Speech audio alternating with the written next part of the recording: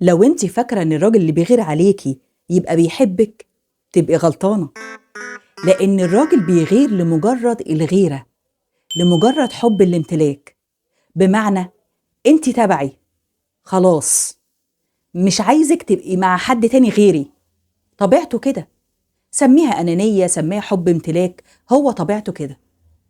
فالغيرة مش مقياس للحب عند الراجل، بل بالعكس. موضوع الغيرة ده اتهرس كتير، والرجالة دلوقتي كلهم عارفين إن الغيرة بتيجي سكة مع البنات.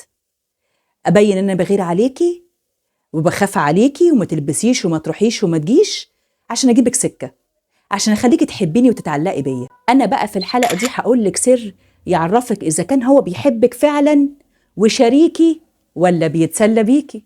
الراجل لو حبك واحترمك هيحطك في دايرة أسرته، هيعرفك حياته ماشية إزاي، هيحكي لك عن مامته، باباه، اخواته. لو زعلان معاهم هيجي يحكي لك ويوريكي صورهم عادي. الموضوع ده مش هيبقى غامض بالنسبة لك.